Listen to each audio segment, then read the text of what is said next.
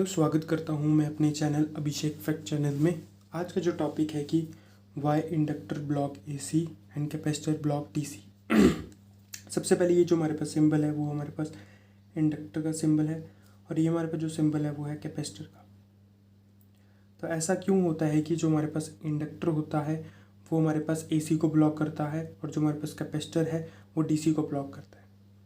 तो सबसे पहले अगर हम बात करते हैं इंडक्टर की, तो इंडक्टर के पास एक प्रॉपर्टी होती है जिसकी वजह से वो फ्लो ऑफ करंट को अपोज कर सके।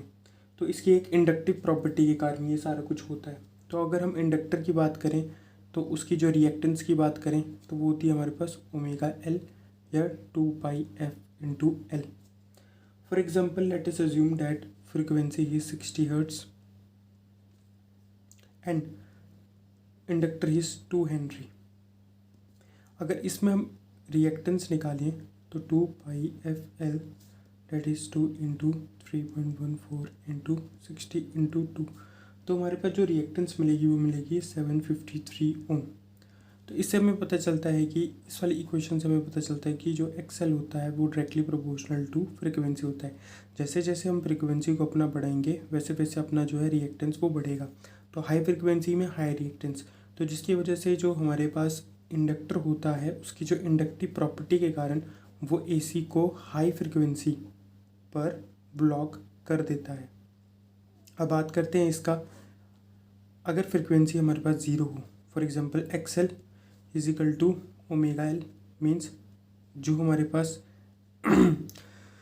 इंडक्टेंस की जो रिएक्टेंस है वो हमारे पास जो है 0 ओम हमें जो है देखने को मिलती है जब हमारे पास हम डीसी का केस लेकर चलते हैं, जिसके मीन्स हमारे पास जो इंडक्टर होता है वो डीसी को ईजिली पास होने देती है। बट जैसे जैसे फ्रिक्वेंसी अपनी इंक्रीज़ होती है तो जो हमारे पास इंडक्टर है वो एसी को ब्लॉक करता है। अगला कंसेप्ट है हमारा कि कैसे हमारे पास जो एक कैपेसिटर है वो एसी को ब्लॉक करता है। तो इसका भी सेम कंसेप्ट है कि अगर हम बात करें कैपेसिटिव रिएक्टेंस की तो होता है 1/2πf/C। और फॉर एग्जांपल अगर हम बात करते हैं, किसकी बात कर रहे हैं हम, डीसी की बात करते हैं, तो डीसी में क्या होता है कि हमारे पास जो है फ्रीक्वेंसी 0 है। तो फ्रीक्वेंसी 0 होने की वजह से जो हमारे पास रिएक्टेंस है वो हमारे पास इन्फिनाइट मिल जाएगी। मीन जो हमारे पास जो कैपेसिटर है वो हमारे पास फ्रीक्वेंसी 0 होने पर डीसी को एक तरीके से इन्फिनाइट रेजिस्टेंस प्रोवाइड कर रहा है। तो जिसकी वजह से एक तरीके से हमारा जो डीसी है वो ब्लॉक हो जाएगी कैपेसिटर के केस में। और वही अगर हम बात करें जैसे 60 हर्ट्ज फ्रीक्वेंसी और कैपेसिटर ले लेता हूँ 2 फैरेड के ऊपर, तो क्या होगा, तो 1/2 × 3.14 × 60 × 2 फैरेड, जिसमें हमारे पास जो वैल्यू आएगी वो 573, जो कि हमारे पास 1.32 × 10⁻³ ओम। तो इससे हमें पता चलता है कि जो XC है वो इन्वर्सली प्रोपोर्शनल टू फ्रीक्वेंसी है।